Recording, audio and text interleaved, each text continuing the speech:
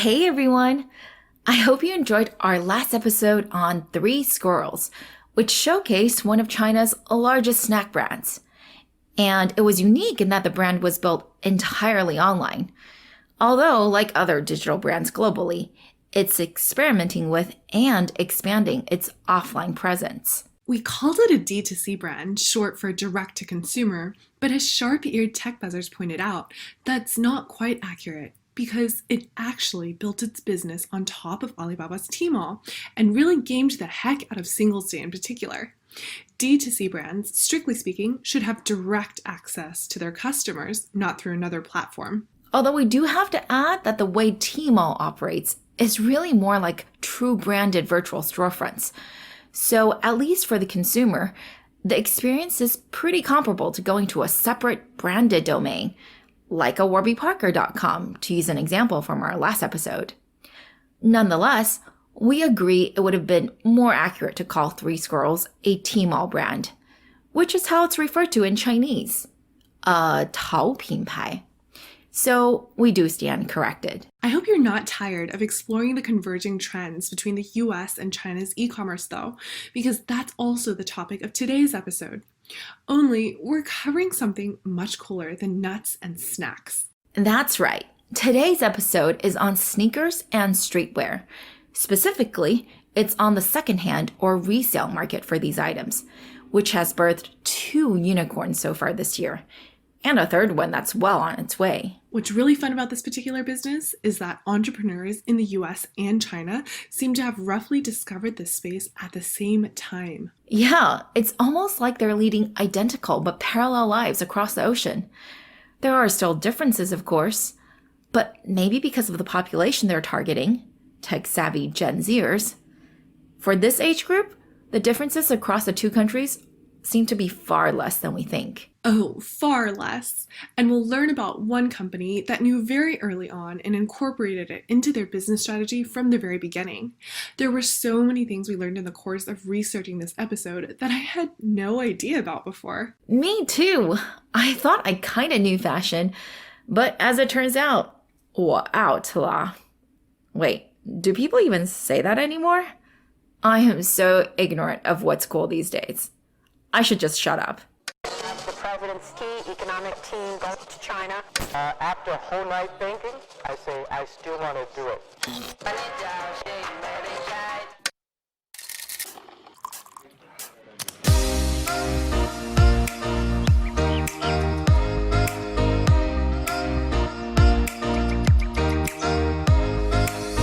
Hi everyone, we are TechBuzz China by Pandaily, powered by the Sinica Podcast Network. We are a bi-weekly podcast focused on giving you a peek into what's buzzing within the tech community in China. We uncover and contextualize unique insights, perspectives, and takeaways on headline tech news that don't always make it into English language coverage, so you can be smarter about the world of China tech. TechBuzz China is a part of pandaily.com, an English language site that tells you everything about China's innovation. I'm one of our 2 co-hosts, Ray Ma. And I'm your other co-host, Ying-Ying. We would like to acknowledge our partners, Deal Street Asia and Sup China, creator of the Sinica Podcast Network. In addition to TechBuzz, you can also find Sinica, which covers current affairs, Nui Voices, and Ta for Ta on Women, the business-oriented China Econ Talk, and the Caixin Sinica Business Brief from China's leading business magazine. If you were ever interested in visiting China and simply didn't know where to begin, Pandaily is organizing a 1-week immersion into China's tech scene from September 22nd through the 28th. Applications will be available soon, so please check out pandaily.com or email contact@pandaily.com for more information. Not to be confused with Pandaily's trip, here at TechBuzz, we are also going to be in Beijing and Shanghai the week of October 7th to 13th this year, right after Golden Week, for our inaugural invite-only TechBuzz China investor trip for public market investors. So if you're around then, do please tune in as we finalize where we're going to be holding meetups. Come and have a beer on us. Finally, as always, if you enjoyed listening to our podcast, please leave us a review on iTunes or whatever other platform you use. We are so close to hitting our 100 ratings target, by the way. Help us get to 3 digits. We really appreciate it.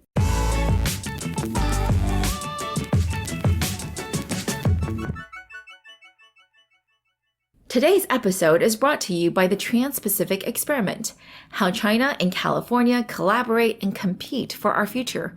A new book out on August 13th by Matt Sheehan, a former journalist in China and current non-resident fellow at the Paulson Institute's think tank, Macro Polo.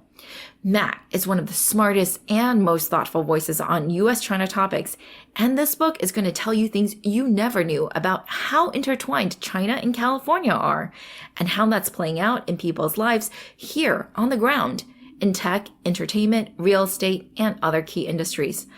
If you're in the Bay Area, see if you can make our Tuesday, August 13th evening event with the Asia Society. If you can't, you'll definitely want to pre-order this book on Amazon. Go to our transcript at pandaily.com for links to the event or to order the book. Or follow Matt on Twitter at MattSheehan88. Okay, as we've already explained, today's episode is on sneakers. Well, a little more broad than sneakers, because pretty much all these players have moved into streetwear generally. The impetus for doing this episode, though, was, as we said, the birth of two unicorns in this space this year. One was at the end of April in Shanghai, China, by a company called Du in Chinese, the word for poison. Its English name is Poizon, spelled with a Z. The other sneaker unicorn was birthed just 2 months later in June. It's a company in Detroit called StockX. Very interestingly, both of these companies share a common lead investor, DST, the Yuri Milner-led late-stage venture fund. That's pretty unique, right? Roughly the same business, reaching the same valuation at nearly the same time with the same investor. In fact, it almost sounds too coincidental to be true. But it is true. And why are sneakers, of all things, such a hot business right now? Some of you cool kids might know the answer already, but for those of us who aren't so avant-garde, like myself, well, I think it's helpful to start off with an overview of the streetwear industry. Now, what do we mean by streetwear?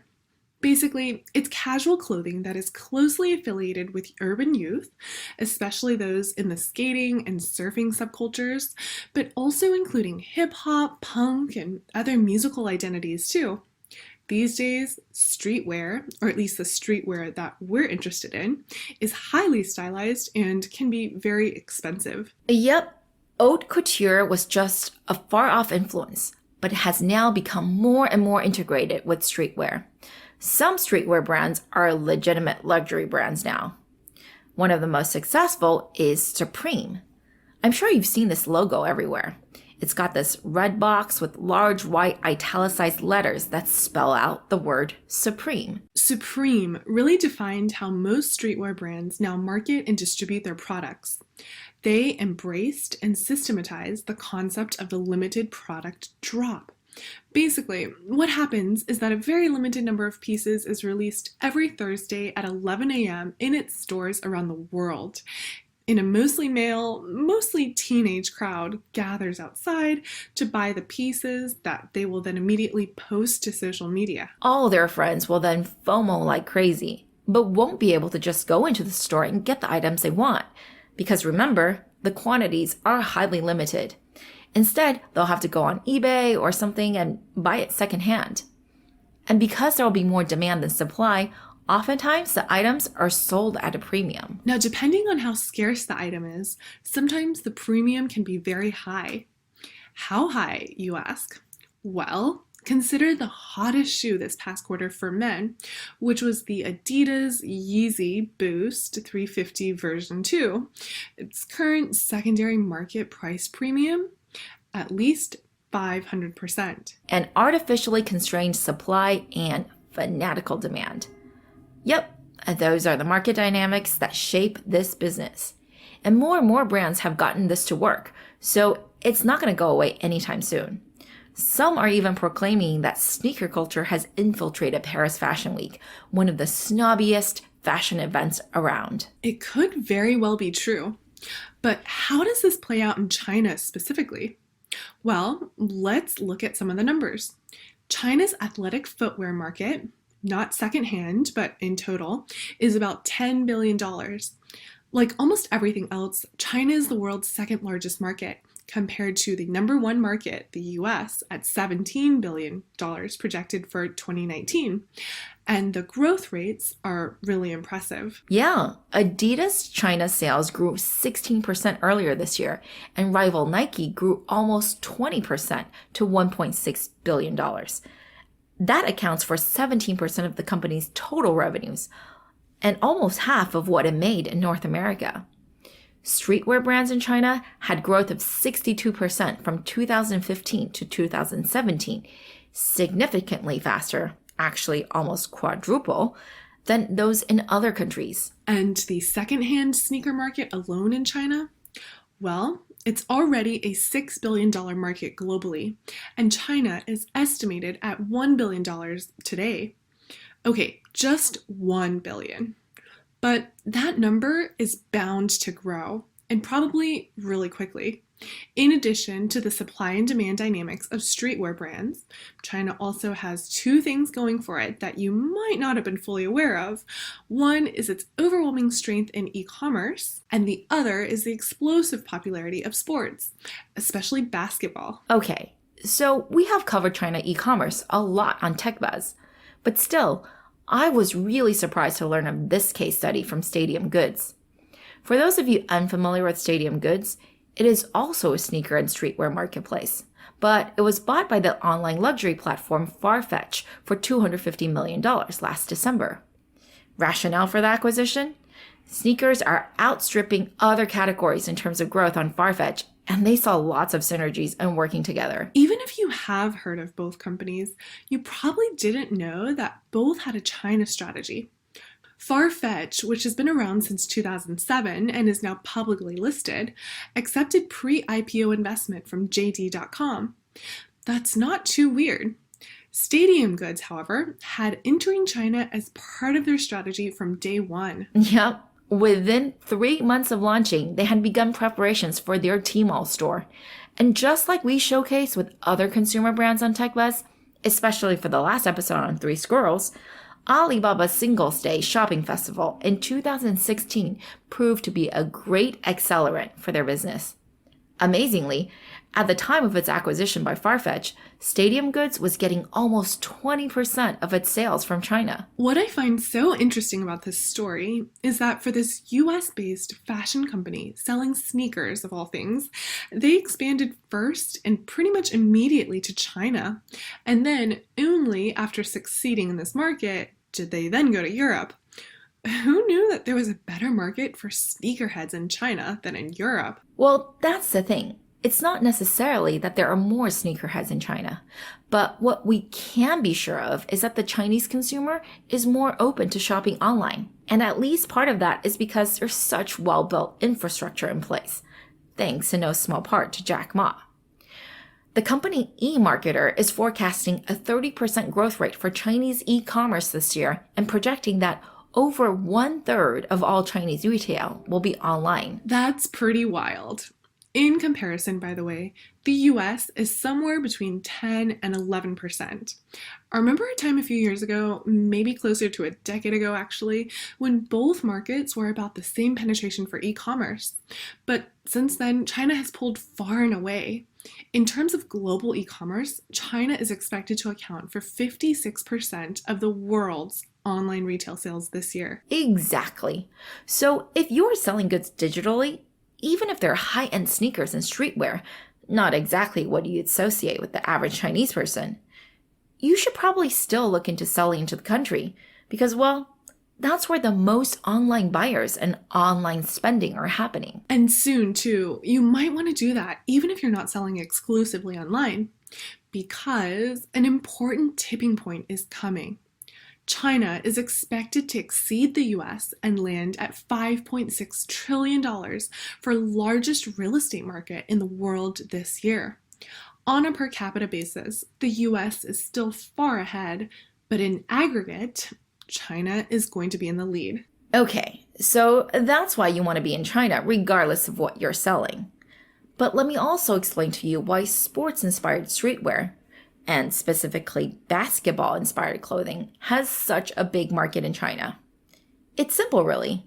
The NBA, unlike many of the other major global sports leagues, came to China early in 2008, set up a very serious joint venture, and just crushed everyone else. It's estimated that 300 million people in China play basketball. Those who play regularly, though, probably only tens of millions max. But the organization has done a tremendous job winning Chinese fans, despite the fact that soccer is actually the country's most played sport. In 2017, the NBA had 2.9 billion video views of its playoff games. For a while now, it's been the most followed sports league on Chinese social media, and by a large margin too. It's 7 times more discussed and 5 times more followed than the top 3 most popular European soccer leagues combined. This is why pretty much every big NBA star has begun or is contemplating a social media strategy in China and have active sponsorships there as well. Kobe, for example, has been going to China practically every summer since 1998, and he has millions of rabid fans in China. Just Google the words crazy Chinese Kobe fans for stories. Support for this week's show comes from Brattle Street Educational Counseling. Stressed out about college applications? Brattle Street Educational Counseling can help.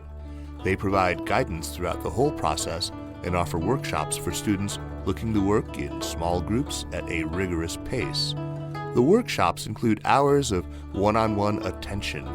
From college essays to standardized test prep to interviewing and applications, Brattle Street offers support for any student. Brattle Street, BRATTLE Street.com, helping you get where you want to go. So the lesson here is that while China has a very small, pretty much negligible skater, surfer, or hip-hop culture, at least in comparison to the US, which is where streetwear brands were born out of, the natural obsession with basketball has really made up for all of that. And of course, when it comes to sneakers in particular, love and appreciation for basketball is one of the primary drivers of this market. Which brings us to our next topic. You must be wondering now.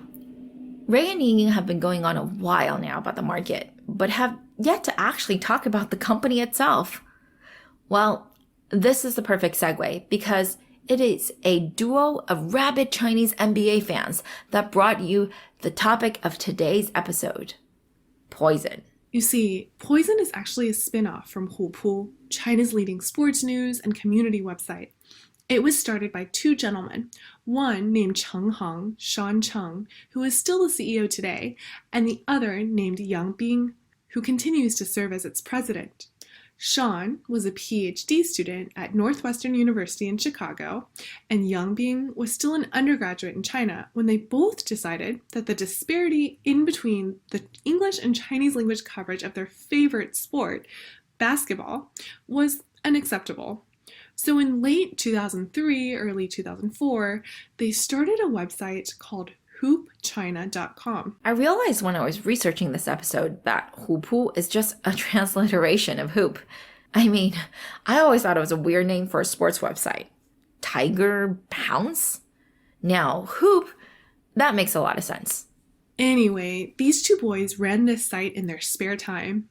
Ying-Ying would say later that his schedule was so erratic and that he was online so much before work and well past midnight into the wee hours of the morning, which was not as common 15 years ago as it is today, that his classmates thought he was having an online romance.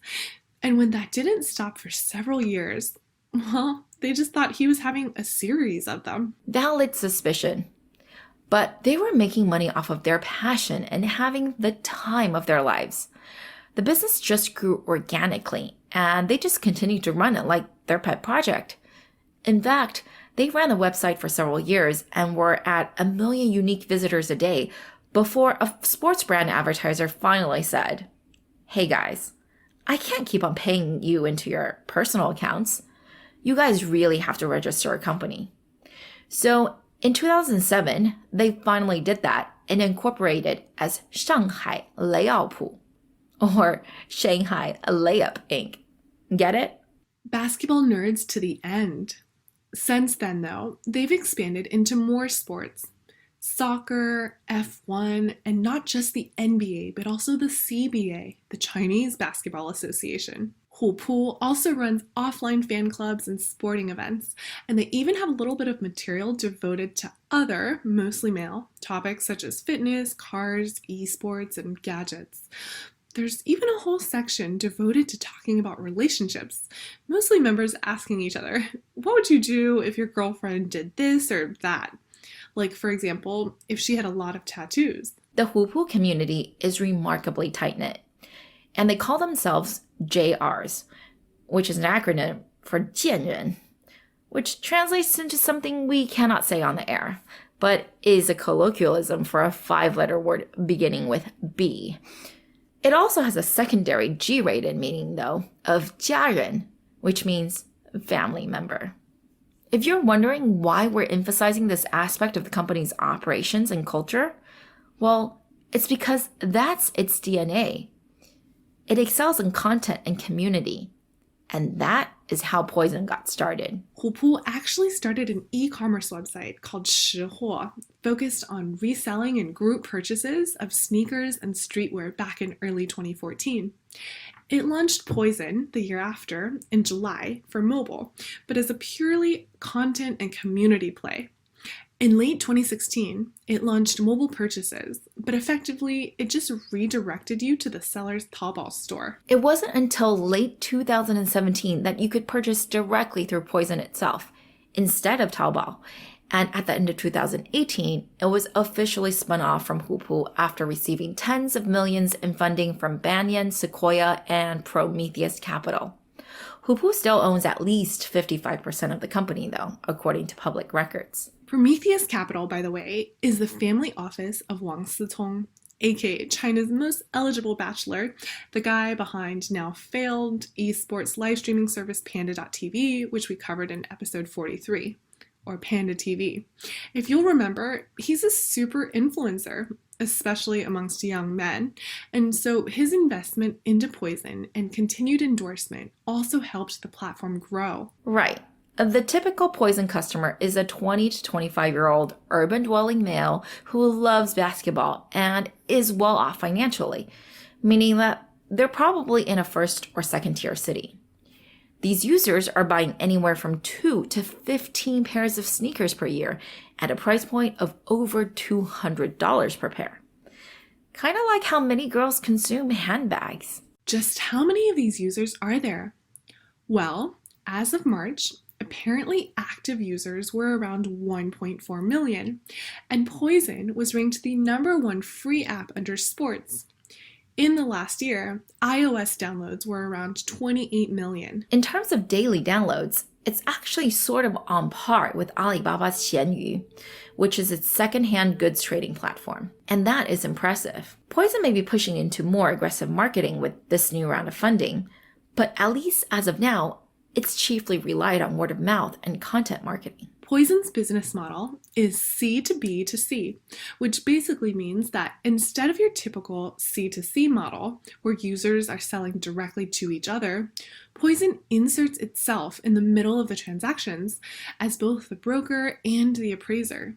As a broker, it takes a fee from the seller of between 7.5 and 9.5%, which is similar to what StockX charges.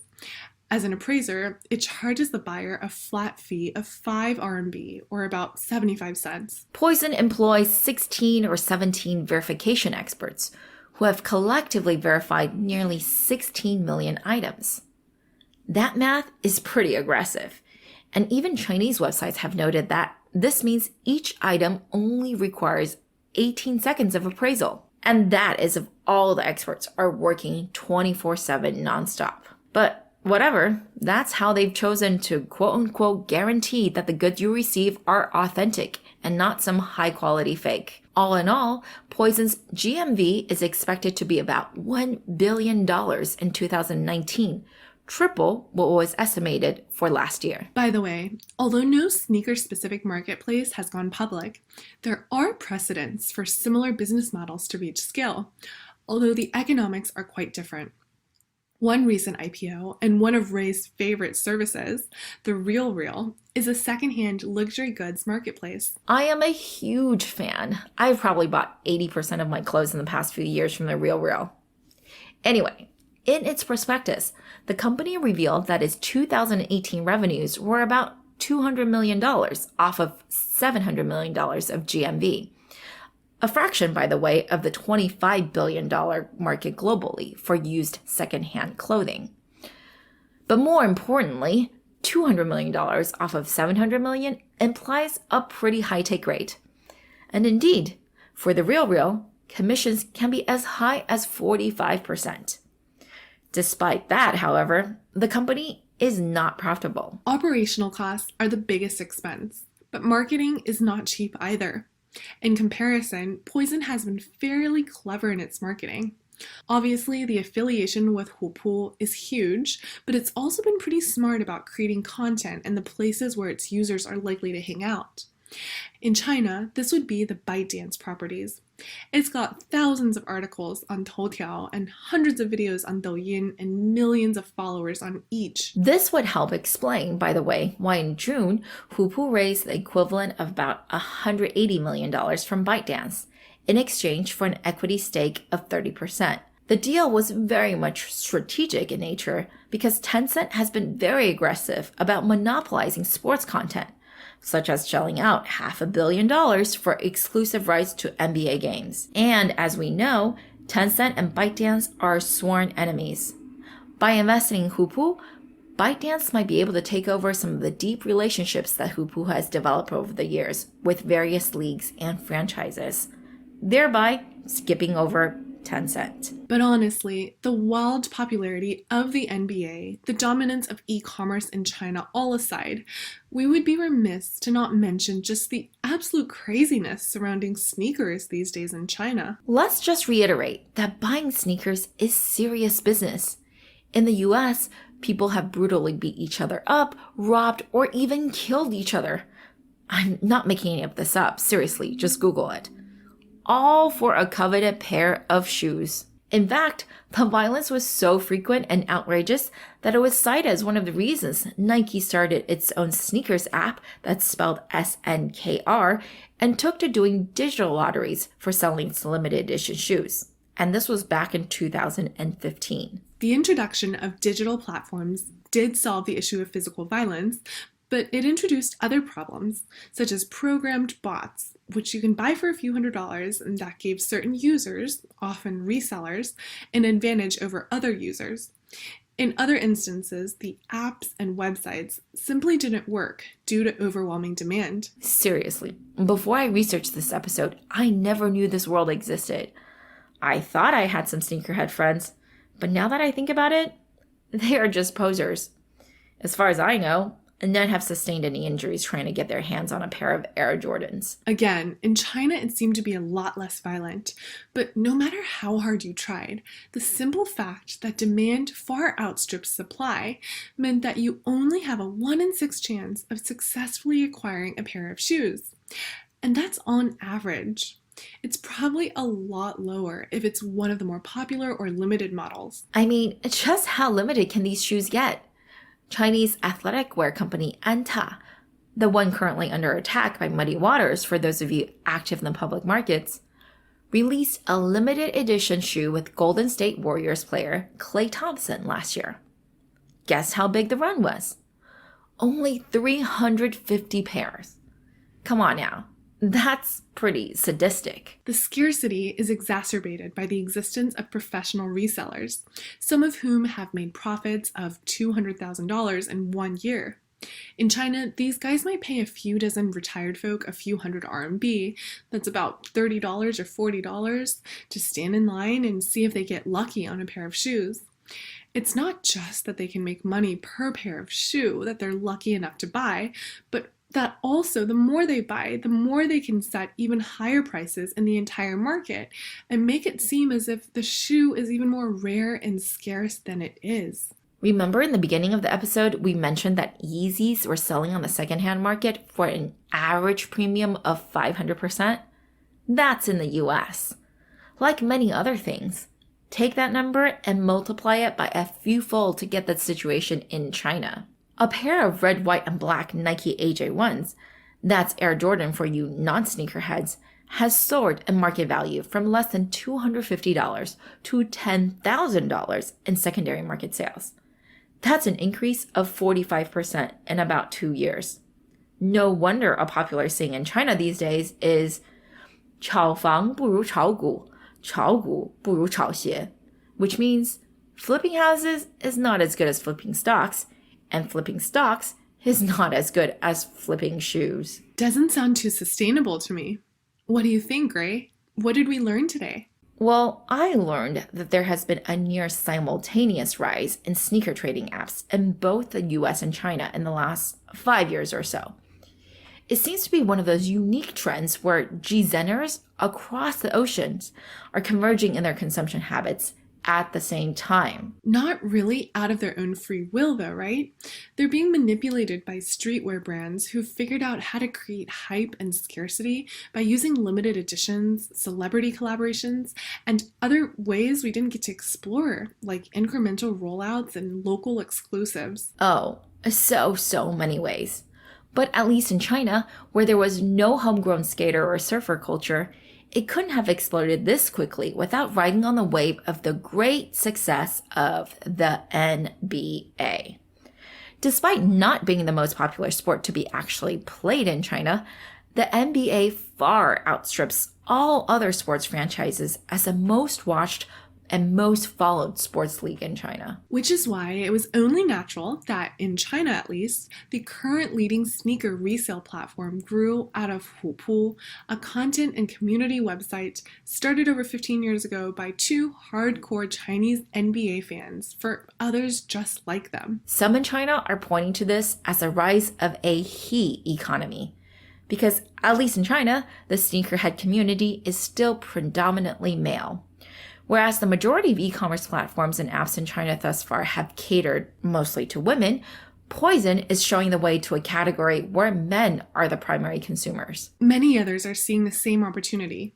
You have apps like Nice, which has pivoted into the space, and existing unicorns like Zhihu, whose audience is also majority male, contemplating moves as well.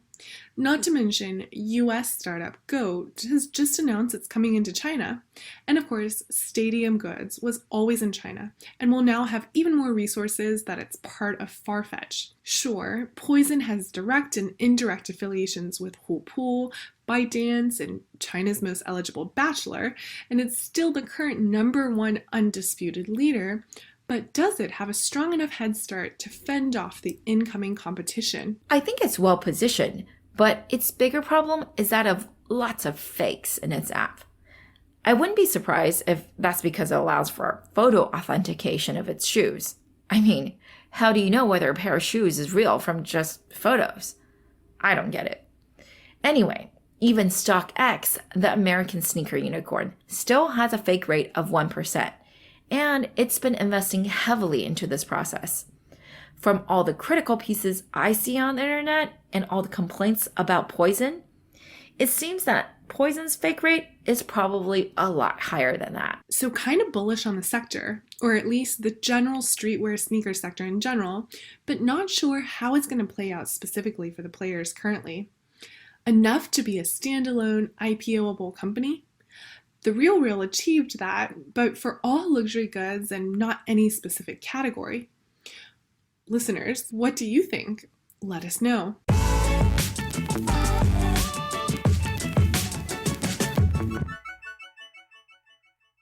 Okay, that's all for this week, folks. Thanks for listening. As a reminder, episodes will now be available every other Friday instead of on Wednesdays. We really enjoyed putting this together, and we're always open to any comments or suggestions. You can find us on Twitter at ThePanDaily, at TechBuzz China, and my personal Twitter account is spelled GINY. And my Twitter is spelled RUIMA. TechBuzz China by PanDaily is powered by the Sinica Podcast Network. PanDaily.com is an English language site that tells you everything about China's innovation. Our producers are Sha Wan and Kaiser Guo. Our intern is Wang Menglu. Thank you for listening.